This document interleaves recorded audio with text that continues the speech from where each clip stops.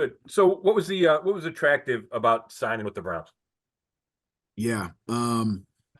First and foremost, what the defense and this team was able to do last year, and the historic nature of that. I know guys like Rodney McLeod. I know guys like Dalvin Tomlinson, Zadarius, have followed their careers and obviously got to play with them personally. And just watching them, talking to them, obviously is a huge part of free agency and just understanding different situations. And then ultimately, you look at Jim Schwartz and the ability to get back to playing with him, having success with him in Philly, and then watching his success here. I think with the opening, a linebacker and the talent that this group has and this organization has, I think it's a recipe for something special. Thanks. All right, next we'll go to Mary Kay.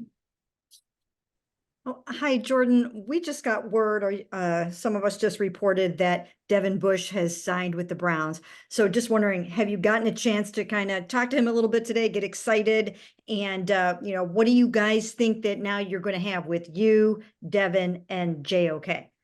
Okay, well, I have not gotten to talk to him, and wasn't 100% aware of that. So, obviously, if that's the case, that's exciting news. But you look at JOK and his natural ability. I mean, he's all over the field. I've watched him for years now, got a ton of respect for his game.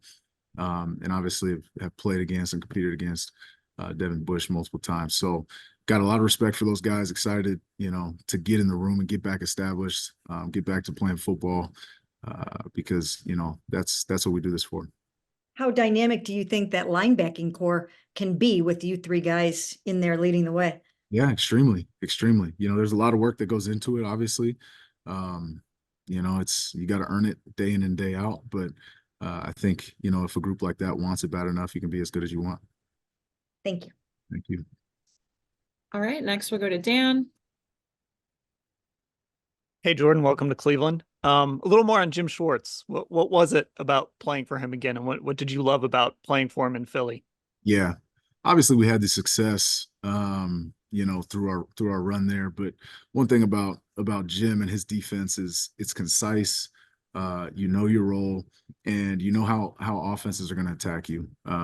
I just mentioned earlier that one of them, when I look back on my career and I look back at the times and the years that I played as clear-minded as I ever have, it was with him. It was those years with Coach Schwartz.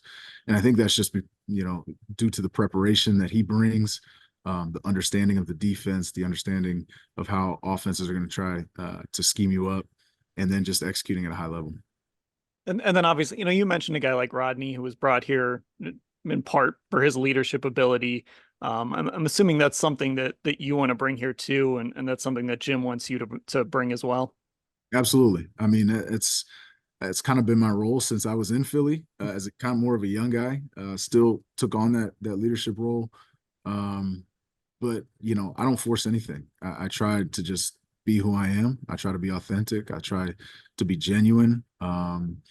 And I'm here to help. I'm here to aid in other people's maturation, and grow all our IQs and our ability to play together. And I think that when you have 11 guys on a defense who are playing with that type of mindset to serve and to help each other, to grow, to excel, I think that's what makes defense, certain defenses special. So again, I'm just here to be me, do my role, and obviously fit in well with this team.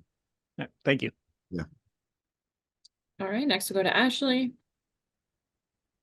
Hey, Jordan, another question about Jim, because I know Rodney talked about this some last year, but, knowing he would kind of, stepped away from that D coordinator role, especially when he was going through his health issues, to see him come back last year and this defense perform as well as it did, were you surprised at all that Jim, had that kind of performance in him? And what does it mean to you just as a former player to see him have that kind of success again?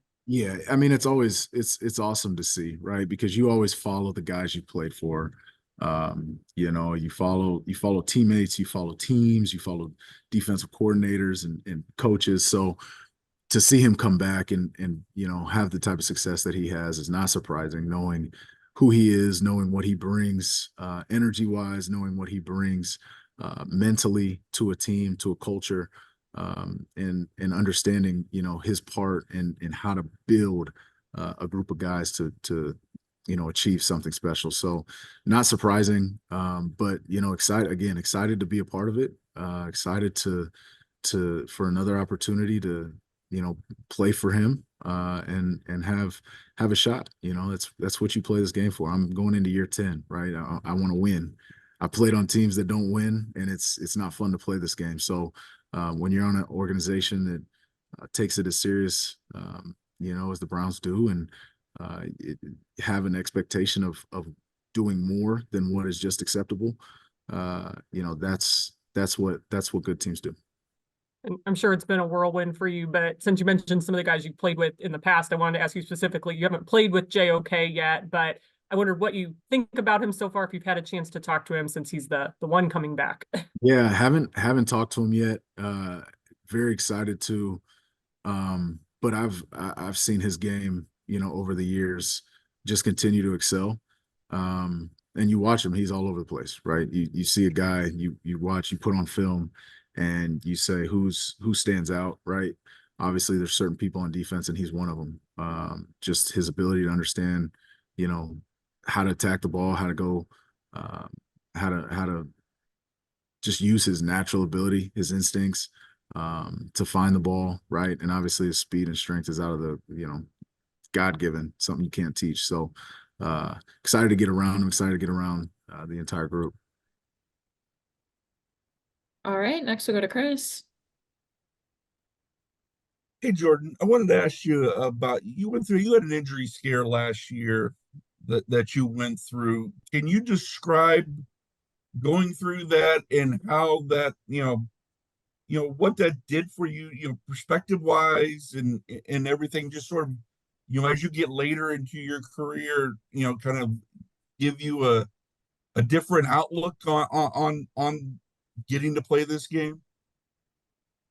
Yeah, I mean, I've had my fair share of injuries throughout the years, you know, and have been able to bounce back. You know, last year I had compartment syndrome, which is can be very serious. I got emergency surgery basically to relieve the pressure in my shin.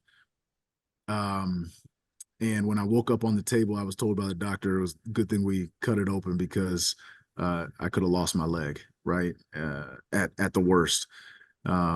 You know, and then from there, it's like, okay, you could have had muscle damage, you could have had nerve damage, you could have had a whole list of things on top of that. So everything went exactly, you know, the way you could ever hope for it, right? But, you know, being a veteran in this league and seeing a lot of injuries, this is the first time I've ever seen that one firsthand. And so, you know, things definitely get put into perspective. I've got 3 children. I got a wife, I got a family, right? That, you know, if something would have gone south, right? You think about those thoughts of like, man, I never would have imagined, right? And so count your blessings, you know, it puts things into perspective of how lucky you are every time you step out there on the field to be able to play the game that so many people love to watch and find enjoyment in, you know, and that we find enjoyment in, right? We wouldn't be able to play this game if we didn't. So, yeah, definitely. But, you know, for me, there was a lot of opportunity to show the amount of grit and the amount of fight, you know, that I try to instill in my kids and my family through that injury, you know, and was able to get back. You know, I was up running around in a couple of weeks and was able to get back on the field for the last 3 games of the season, even going through that. So a lot of learning, a lot of perspective, but, you know, hopefully, you know, was able to navigate that the right way. How much did your teammates sort of rally around you, while you were going through it, and then, when you came back? Yeah, quite a bit, right? It was emotional. It was emotional for a lot of people. And so, you know, we had a great group of guys out there, really close knit. And so, you know, you lean on them. You lean on them when you can't be around the facility as much as you want to. You hear the stories of what's going on in the facility, what's going on around the building. It keeps you going. Hey, thanks. Absolutely. All right, next we'll go to Spencer. Hey, Jordan, welcome to Cleveland. Thank you. I know we've talked a lot about Jim, and you mentioned following him after you left Philly. How much did you keep in touch with him, and did you ever envision yourself getting a chance to play for him again? Yeah, I didn't. And we didn't keep in touch a ton. I saw him a couple times. Saw him in Tennessee when he was helping out over there. So never necessarily thought this day would come.